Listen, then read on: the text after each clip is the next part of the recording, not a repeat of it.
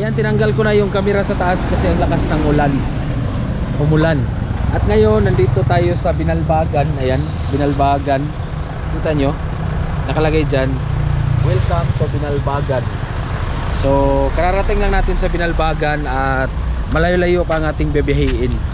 Ito yung place ng Binalbagan City. City ba ang Binalbagan? Alam ko hindi. Okay, so tuloy tayo sa ating biyahe.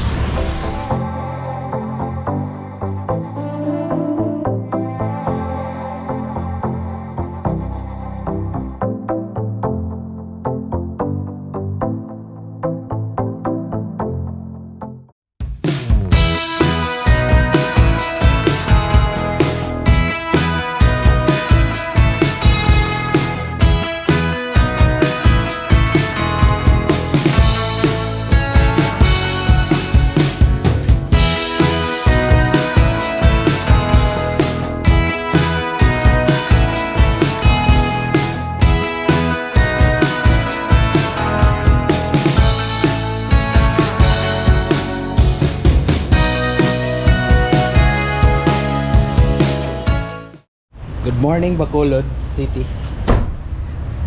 Check muna tayo ng ating engine bago tayo umalis. Oil is good.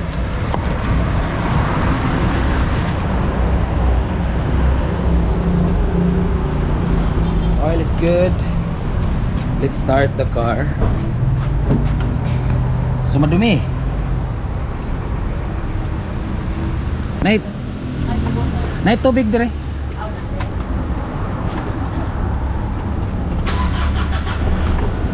Yun. So Bacolod City. Ako ikog tubig. Okay. Vlog sa mo diya. Okay. Yes, hello mga guys. Andito tayo sa Bacolod. Say hi, baby. Yes, nom-nom ta. Magbuha si Daddy water. Ayan, andito tayo. Dito tayo nagstay. There's the Inns and West Town. Madaming hotel dito guys. Madami ding inn. Maraming mga pension houses. Kaya hindi ka maano dito pag pumunta kayo sa Bacolod. Uy, no, ha? It's road, baby. Dangerous, baby.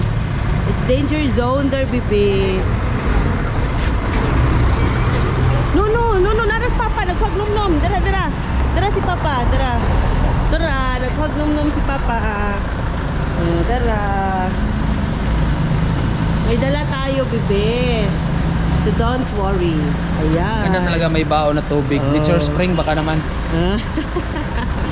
So tuloy tayo sa itong biyahe. Ito yung nakagandahan sa travel na wala kang iniisip na kahit na ano. Yes. Kasi kahit saan ka mapunta, walang problema. Uy. At dito kami ngayon sa West Town Hotel. Ang West Town Hotel pala, West Town Hotel is sa M.O.T. Cebu. Ngayon ko lang nalaman. Ayan, sa tapat namin, West Town Hotel ay kasama pala sa M.O.T. At dito kami overnight sa Limans Inn, San Juan. Mura lang dito, recommended sa lahat. At sa mga travelers, overlanders, car campers, mga Philippine lopers, dito pinakamura. 850 lang ang gabi dito. Double na, 850. May elevator, may clean CR, lahat meron na mga amenities.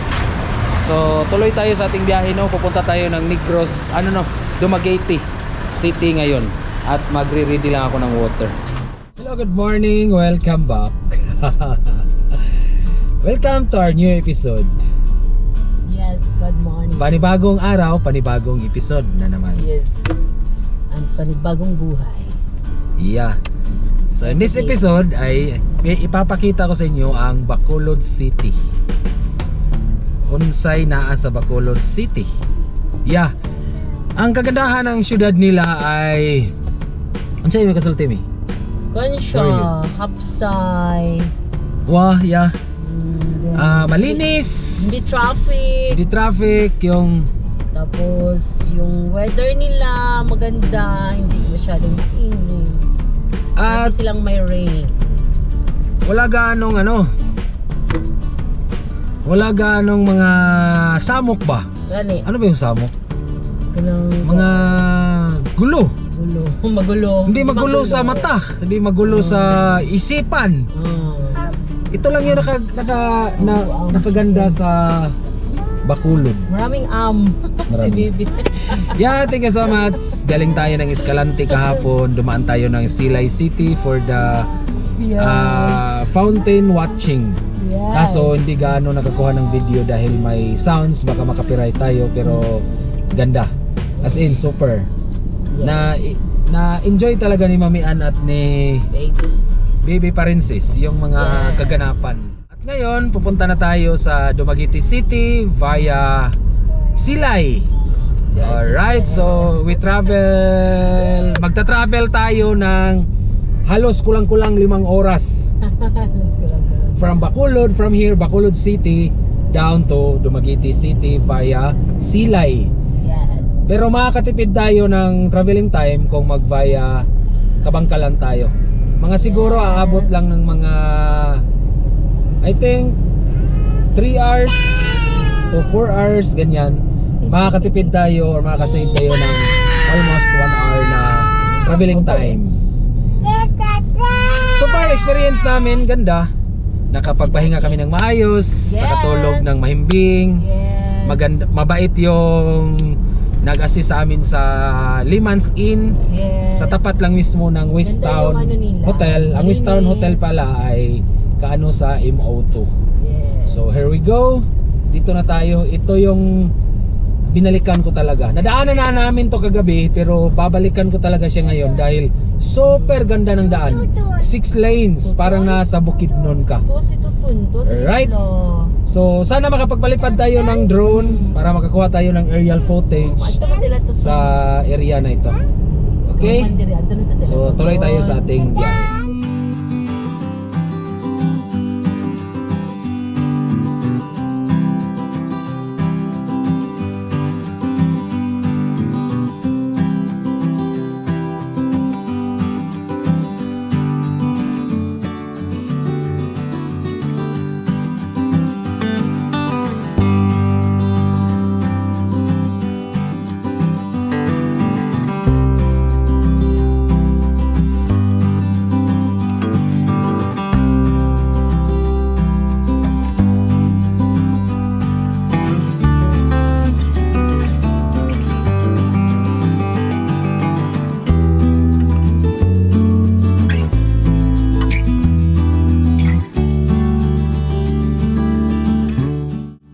Itong dinadaanan natin ay ano lang to, isang way lang.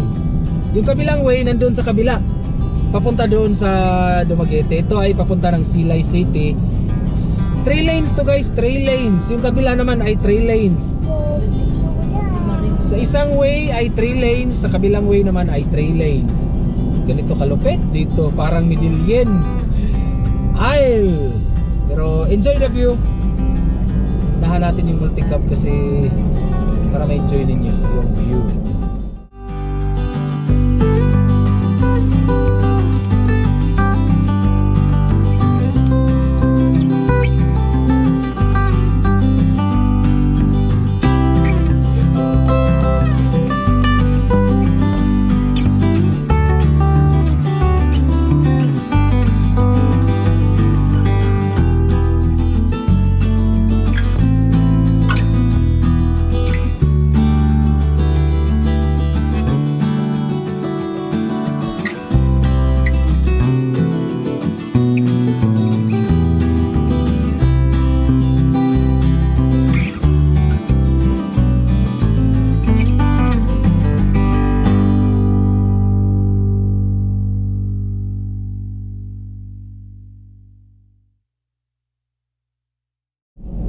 Yeah, this is the place. Talaga. Ang ganda. Oh? Puro katubhan. Wow.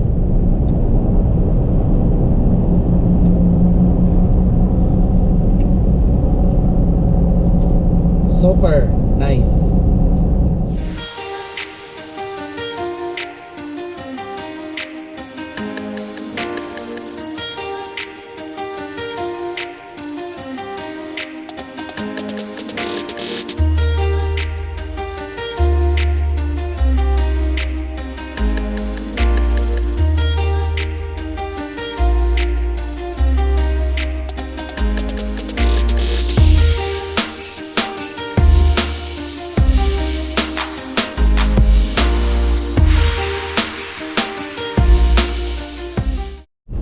Hello, update.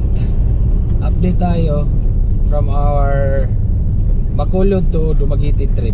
Nadaanan na natin yung Baguio City. Tapos from Bacolod madadaanan ang Baguio City. Tapos Pontevedra nadaanan na natin. Shout out ni Takuson. Hindi na kami makadaan sa inyo. Hindi na lang kami nag-message ni Takuson, one of our diehard fans talaga dito sa Negros Occidental.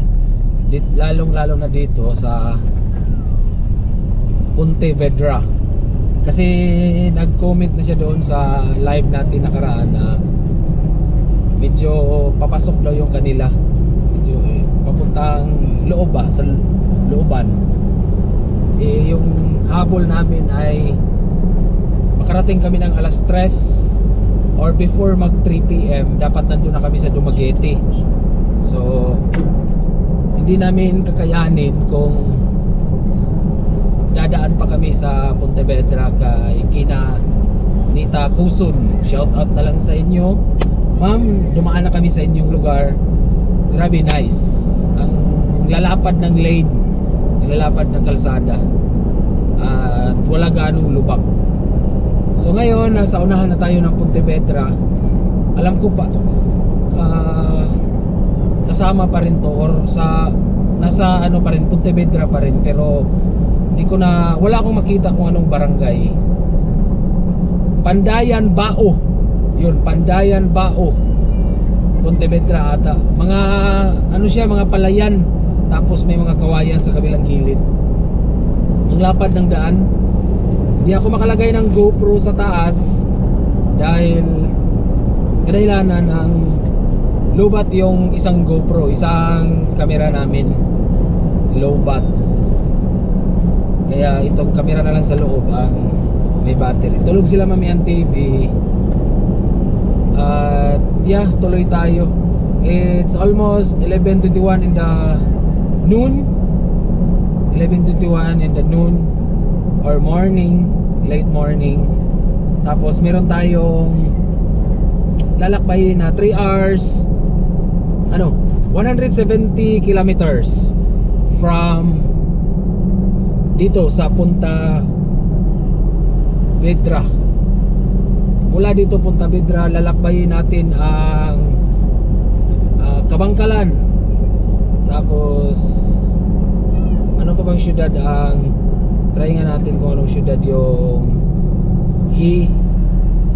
ano ba to? Hinagaran, Himamaylan, tapos Kabangkalan. Lalakbayin natin ang Hinigaran at Himamaylan. Alright, so yan ang update natin sa biyahe natin from Bacolod City to Dumaguete City via Sipalay. Sipalay ba? Tama ba? Yung aking sinasabi. Baka nagkamali ako. Bayawan City ata.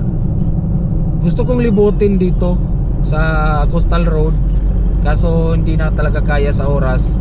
Itong tinuro na lang ng Google, ito na lang yung ano natin, lalakbayin natin, yung Hinigaran.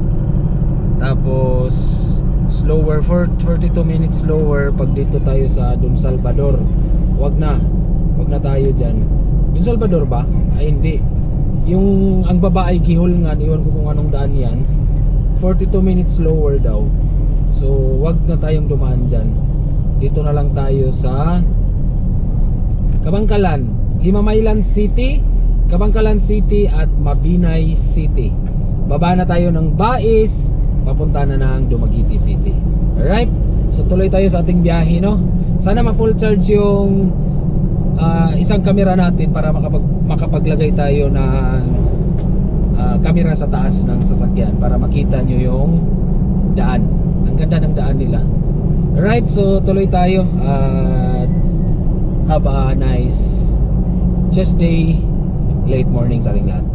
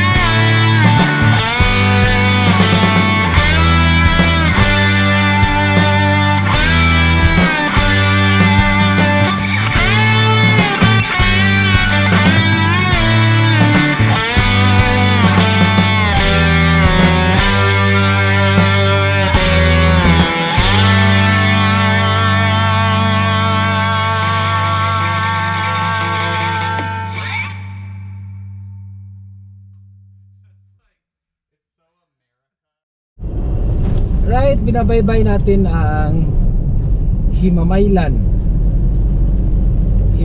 Road going to Himamaylan City going to Kabangkalan City. Yan. Himamay. Grabe, ganda ng aninduta, oy.